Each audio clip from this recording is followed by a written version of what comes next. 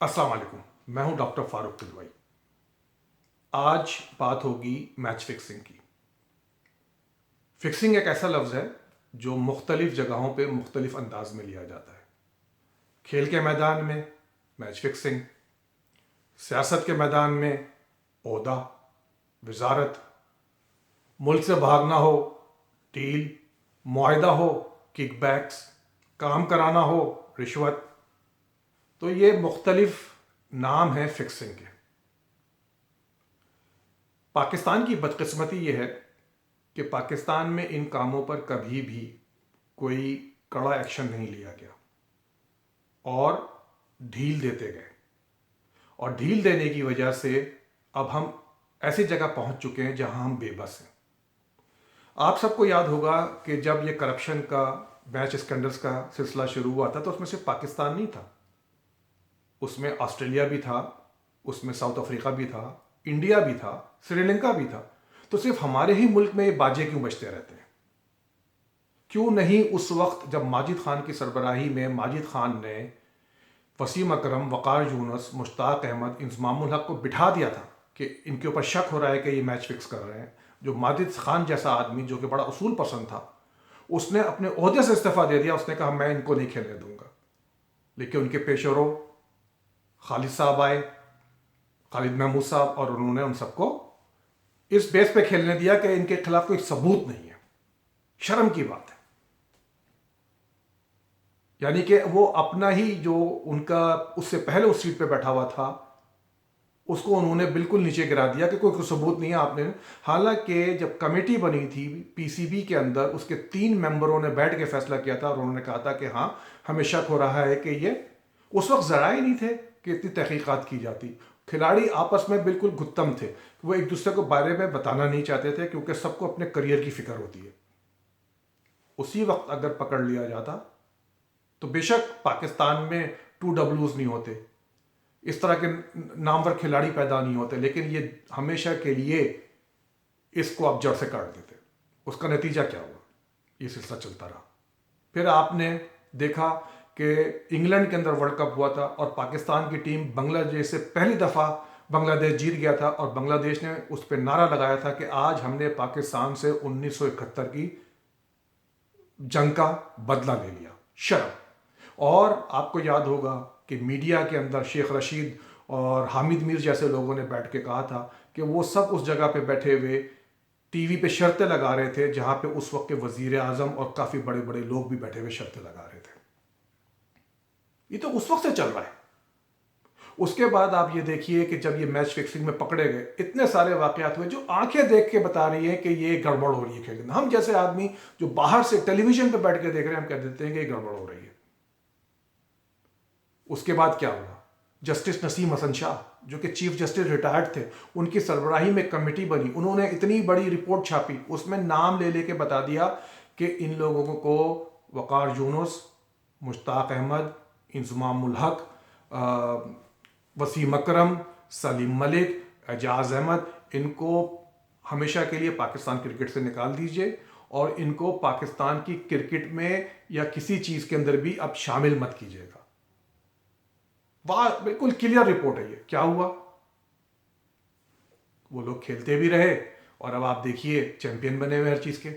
वक़ार Yunus coach बने हुए हैं, कंपटीटर बने हुए हैं। मुश्ताक अहमद दुनिया भर के कोच बन जाते हैं, कभी इंग्लैंड के, कभी वेस्ट इंडीज़ के, कभी साउथ अफ्रीका के, कभी जिम्बाब्वे के, फिर पाकिस्तान के, फिर यूएई के। ये वो सब लोग हैं। सिर्फ अताब किसके ऊपर आया? सलीम मलिक के ऊपर, जो कि मान के नहीं दे रहा था कि मैंने गलत काम किया है। वाकई में उसने गलत काम नहीं किया। काश वो भी इन लोगों की तरह इनके साथ ही मिलजुल जाता और मजे करता जैसे ही सब कर रहे हैं। अब दोबारा गड़े मुर्दे उखाड़ दिए अब्बासी साहब ने कि जी इंतखाब आलम ने उनको बताया था कि साउथ अफ्रीका में अब्दुल बासित अली ने मैच फिक्सिंग की थी, लेकिन उन्होंने अपनी रिपोर्ट में जिक्र नहीं किया। अरे भाई, आप किस किस्म के आप बोर्ड के चेयरमैन थे? सबसे पहले तो आप इंतखाब आलम को सैक कर देते कि तुमने अपनी रिपोर्ट जानिबदारी में बनाई है। उसके बावजूद भी वो 20 साल तक के पाकिस्तान टीम के कोच या मैनेजर रहे। आपको निकाल देना चाहिए था कि आपने एक्शन नहीं लिया, आपने कोई डिसिप्लिनरी कमेटी नहीं बनाई, आपने उस पर इन्वेस्टिगेट नहीं किया। अब आप कह रहे हैं कि अब फिर वही गड़े मुर्दे उखाड़ रहे हैं मीडिया के अंदर, पूरी दुनिया में फिर पाकिस्तान की बदनामी हो रही है। खुदा के लिए करम कीजिए पाकिस्तान पे। पाकिस्तान अपने आप को बदनाम करने में कम है कि उसके अंदर से लोग निकल निकल के उसको बदनाम कर रहे हैं।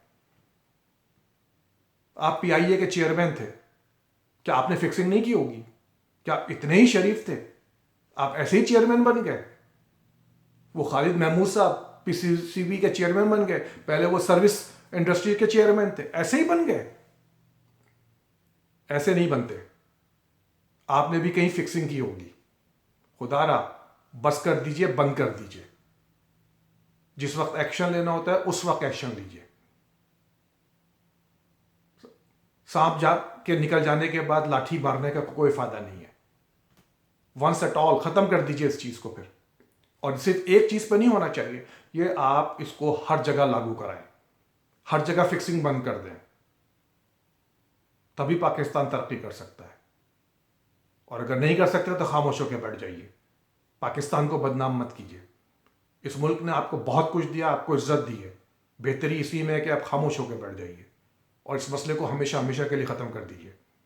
आपने देखा कि इंडिया के ऊपर जब उनके खिलाड़ियों के ऊपर इल्ज़ाम आया तो वहाँ के बोर्ड ने क्या कहा? बोर्ड ने धमकी दे दी कि अगर आपने हमारे मामला में मुदाखलत की तो हम अपना पैसा निकाल लेंगे क्रिकेट की तरक्की से। सब उनके दाएं बाएं जाके बैठ गए।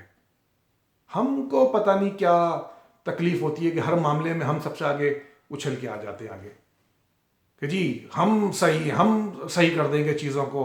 हमारे यहाँ उसूल देखिए, वो 3 रुकनी आपने बैठा के उमर अकमल को 3 साल के लिए आपने उस बेचारे को घर भेज दिया।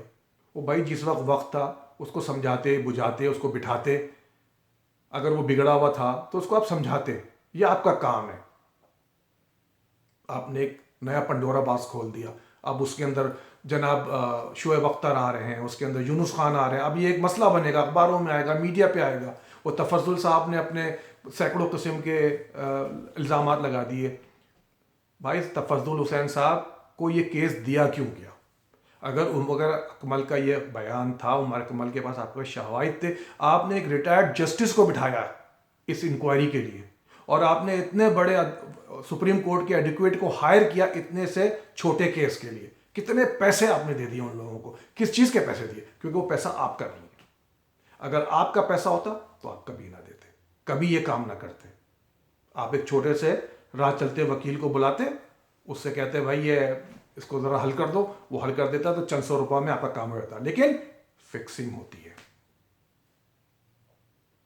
अगर आप मेरी बात से इत्तफाक करते हैं तो मेरे मैसेज को लाइक कीजिए, शेयर कीजिए और मुझे अपने कमेंट ज़रूर दीजिएगा। अस्सलाम वालेकुम।